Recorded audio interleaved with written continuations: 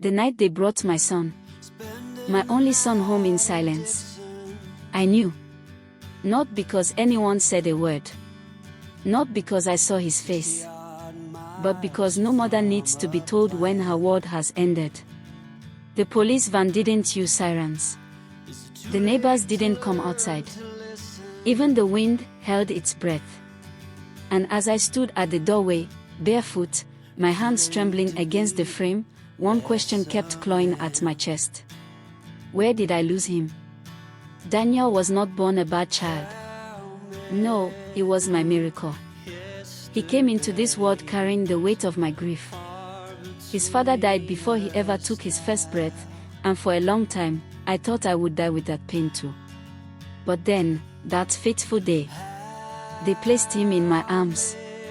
Tiny, warm, alive. And when his fingers curled around mine, something inside me stitched itself back together. As time goes on, sometimes, I still do feel the pain of losing the man that promised me the whole world. Mommy, don't cry, Daniel used to say even at his tender age, wiping my cheeks with those small hands that barely understood the weight of tears. Who told you I'm crying? I would tease.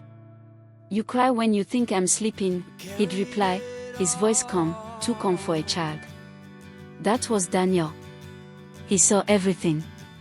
He felt everything. He loved deeply. And I built my entire life around that love. I worked more than my body could handle.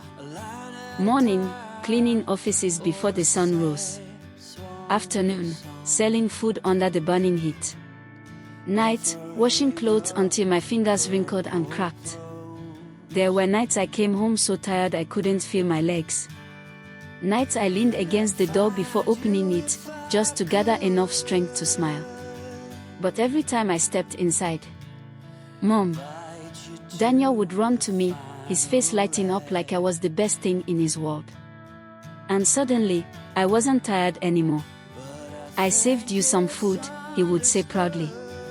Even when I knew it was the last portion. Did you eat? I'd ask. He'd nod too quickly. That's how I knew he hadn't. So I'd sit with him, break the food into two, and pretend I wasn't hungry either. We survived like that. Together. And that is how we grew up together, until I noticed the first crack, which didn't sound like something breaking.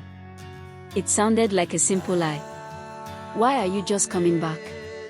I asked one evening when he was about 17 years old. Schoolwork, he replied, dropping his bag too quickly, avoiding my eyes. Something in my chest tightened. A quiet warning.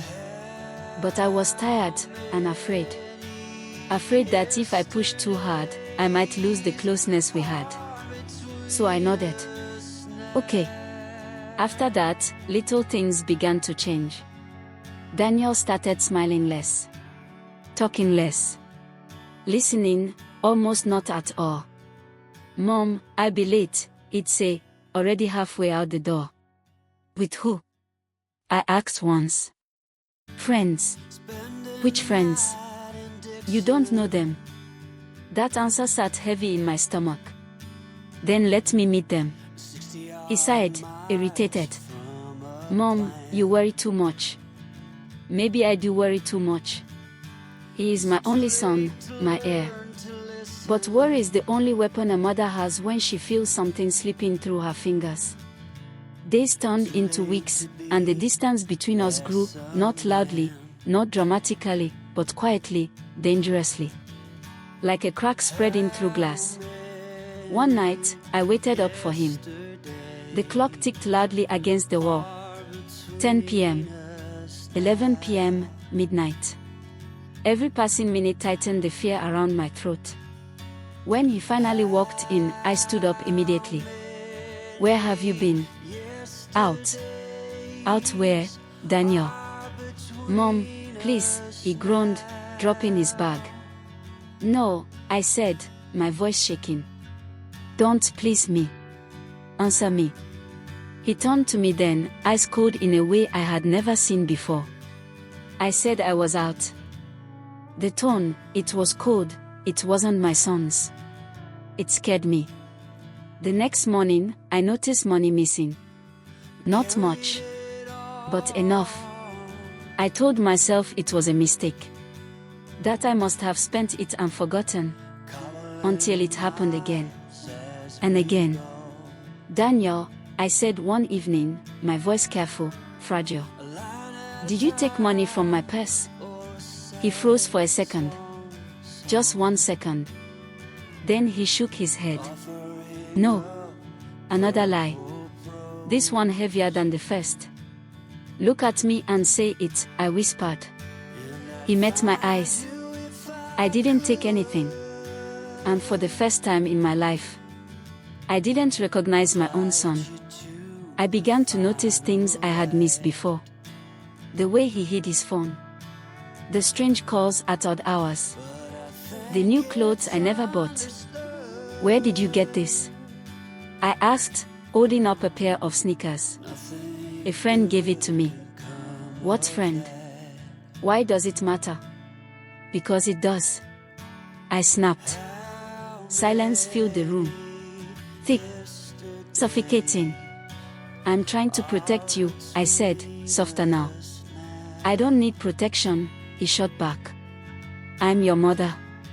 And I'm not a child anymore." The words hit harder than any slap. The day everything changed forever began like any other. Ordinary. Too ordinary. Daniel left the house without saying a word to me. I almost called him back. Almost. But something stopped me. Maybe pride. Maybe fear of losing him to the outside world. Maybe the quiet voice inside me that had grown tired of fighting. Evening came. Then night. And then sirens. Not loud. Not urgent. But enough to make my heart stumble. I stepped outside. Neighbors whispered. A police van rolled slowly down the street. My chest tightened. No. No, no, no. It passed my house. I exhaled. Relief flooding in. Until it reversed back and stopped. Right in front of my gate. Time didn't freeze. It shattered. 2 officers stepped out. Their faces told me everything before their mouths did. "Are you Daniel's mother?" My lips moved, but no sound came out. "Yes," I finally managed. One of them looked away. That was when I knew. Not hoped. Not feared. Knew. "I'm sorry." I didn't hear the rest. My mind blanked out. My ears rang. My knees gave way. The world tilted violently around me. "No," I whispered. "No, that's not possible, not my son." But reality does not bend for denial. They said it was a young gang of boys trying to rob a mini supermarket. But it went wrong. They said it was his first time of following them to rob and he got unlucky. Caught a stray bullet. The rest ran away. I realized instantly that I should have done better. Now, my fear has caught up with me. The fear of losing my only son, my only heir. He is lying there at the back of the police van. As for me, it wasn't one bad decision. It was 1,000 small missed moments. 1,000 missed chances.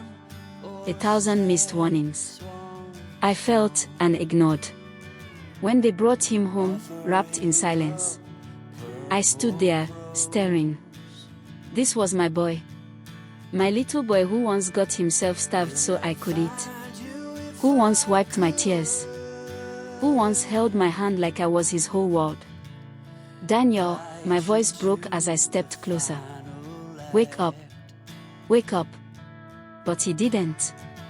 He couldn't. And suddenly, all the words I had been saving, all the conversation I thought we still had time for, they buried themselves inside my chest. Forever and ever. Time has moved on. And the house is quiet now. Too quiet. His room still smells like him. His shoes are still by the door. Sometimes, I catch myself listening for his voice. Mom. But it never comes. If I could live my life all over again, I wouldn't work harder. I wouldn't chase money or chase survival the way I did. I would listen harder. Watch closer. Ask more questions. Talk to him every time, every day. Even when my talk annoyed him. Because sometimes, children don't need a strong mother. They need a present one. A mother that is always right there to help them figure out confusing moments. A mother that presents herself all the time, and not one that prioritizes work over presence.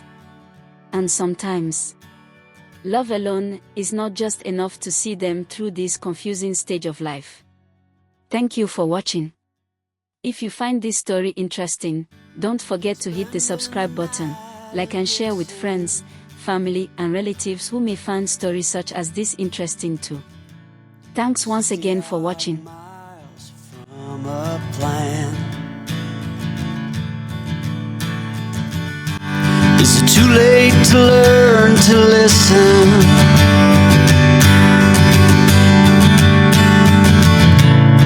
Too late to be less a man? How many yesterdays are between us now?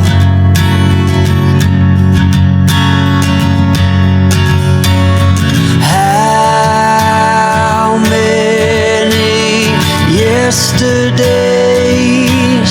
are between us now?